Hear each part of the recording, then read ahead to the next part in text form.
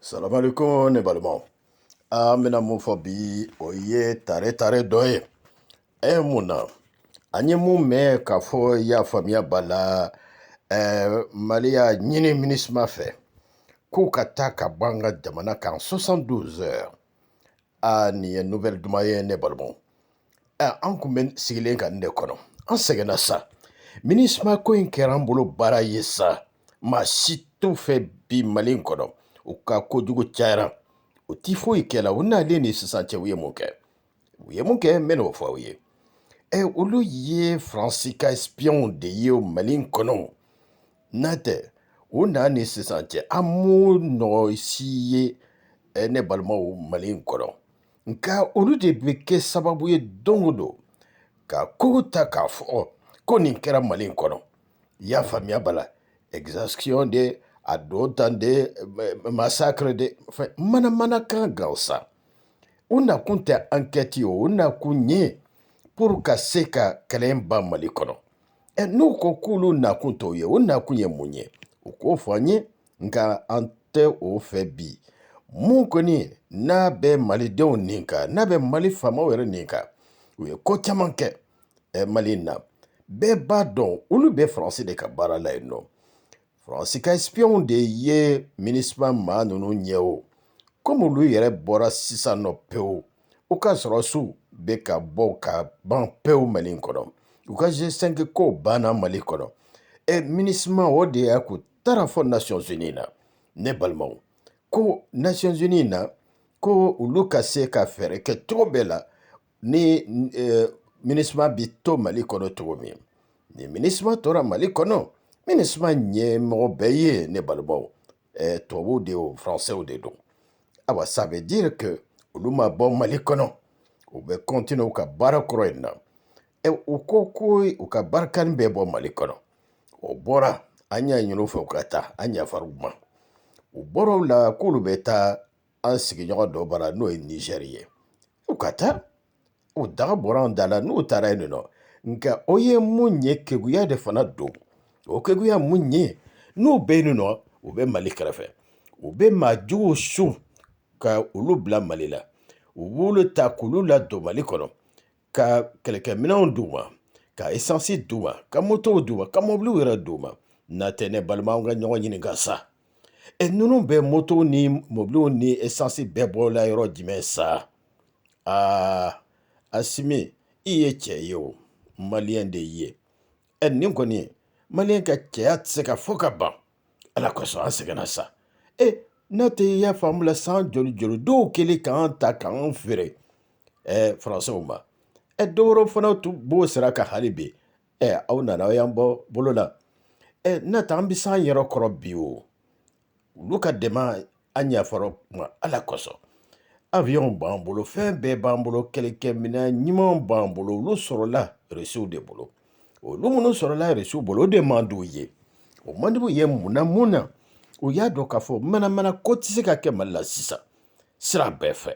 O de y'a kɛ ni Mali sɔrɔsiw bɛ ka se sɔrɔ maajugu ninnu kan o man di olu ye o. I y'a faamuya b'a la. Aw ye san 9 fo san 10 aw bɛ jamana mun kan ni dɔ ma fara kan foyi t'i bɔla la. Aw dun bɔ ni sisan cɛ i y'a faamuya b'a la an ka sɔrɔsiw bɛ ka se sɔrɔ cogo bɛɛ la. Hélicoptère ɲumanw b'an bolo o nana aéroport la bɛɛ y'a ye. Sisan nɔ o fana ɲɛgoya b'u la.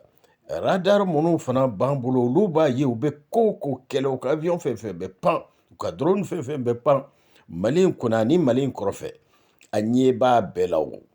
O de la sa o kɛra sababu ye k'a fɔ olu sisan nɔ da de b'u ye suna t'u ye tugun ne balimaw. O ye tiɲɛ kɛ dunan ti to bolo kelen kan o.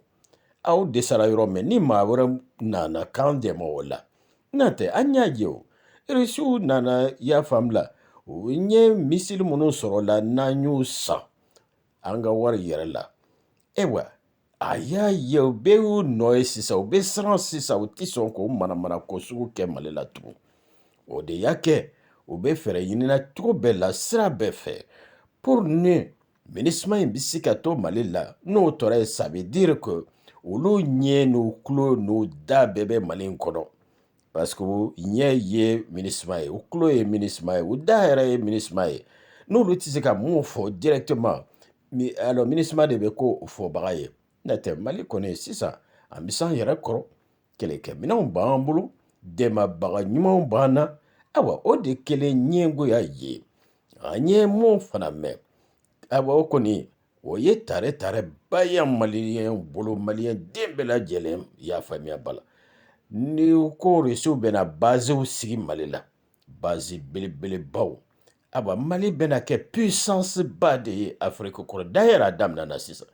Mali ɲɔgɔn si tɛ kɛrɛfɛ jamana in si la sisan o. Ni n ko kɛrɛfɛ jamana, Algérie kɔni sen t'a la. O kɔni olu ye super puissance ye.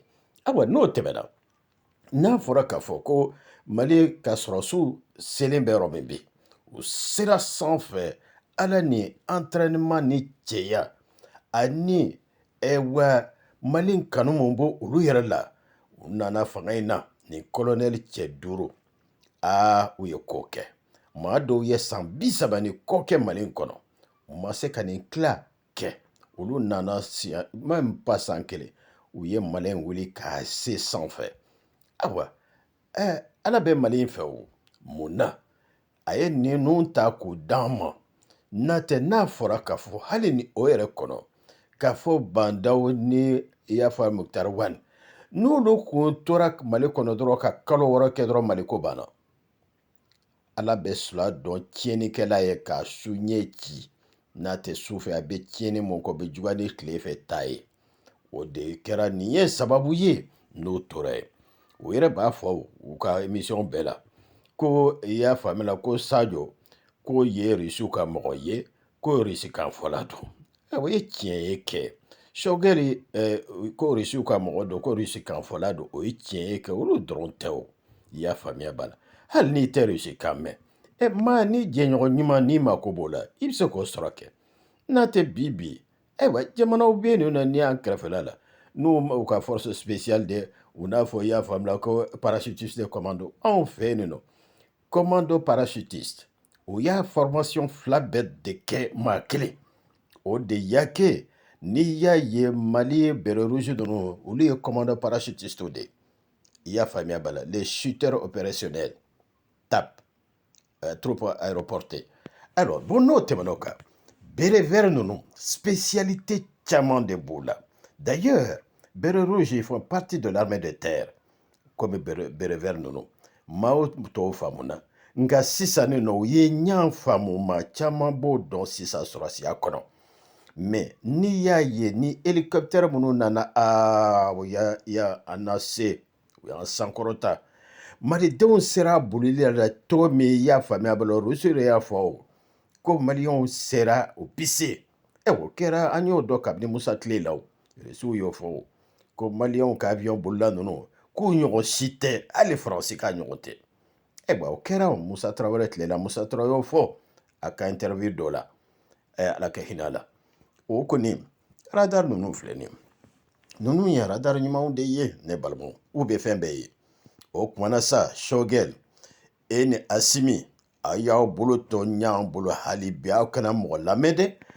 Mali tiɲɛna minnu ni yirukurumɔgɔ minnu bɛ yen nɔ n'u bɛ manamanakan fɔ la su ni tile, Asimi ni Shogɛl tɛ ɲɔgɔn bolo tugun dɛ, Asimi bɛna Shogɛl gɛn dɛ. Maa yɛrɛ hali i dalen sibo la i bɛ sɔn ka nin ko sugu miiri wa? K'a fɔ nin bɛ se ka kɛ wa? N'i b'i ka jamana in fɛ, Mali, Malidenw an ka sabali sa, nati dɔ kɛra dɛ, dɔ kɛra. O la sa, nin kɔni baara ɲumanba de kɛlen filɛ nin ye. Ka MINUSMA dɔgɔ bɔ an da la comme ambassadeur français ambassadeur gɛnna cogo min 72 heures k'a k'a ka minɛnw ta ka bɔ. N'a fɔra ko MINUSMA fana ɲɛmaaw n'u ka bagage k'a bɛɛ ta ka bɔ an ka jamana kɔnɔ, an yafar'u ma pewu. Dɛmɛbagabaw na sisan nɔ olu kabini n'u y'u an bolo di ɲɔgɔn ma ne balimaw, kɛra an bolo tare ye. U bɛ k'an dɛmɛ u damayira bɛɛ la. Hali ni maaw juguw bɛ Mali in kɔnɔ ani Mali in kɔ kan, olu de kelen bɛ sababu ye k'an ta k'an feere kɔ kan. Nka Ala ye mun dɔn o wasaraw. Anw ni minnu bɛ ɲɔgɔn bolo, an n'u bɛ taa ɲɔgɔn bolo. hali bi ala ka Mali in sankɔrɔta ne balimaw. Abdoulaye Diop yɛrɛ an b'i fo la kosɛbɛ i ka baara ɲuman na i y'a faamuya maliden ɲuman de ye o maa tɛ diya bɛɛ o ye tiɲɛ ye koyi mɛ taa i ka baara fɛ i ni Sogɛl ani Sogɛl fana ni Asimi fana n'a jɛɲɔgɔn kolonɛliw bɛɛ ala k'aw sɔn hali bi fanga la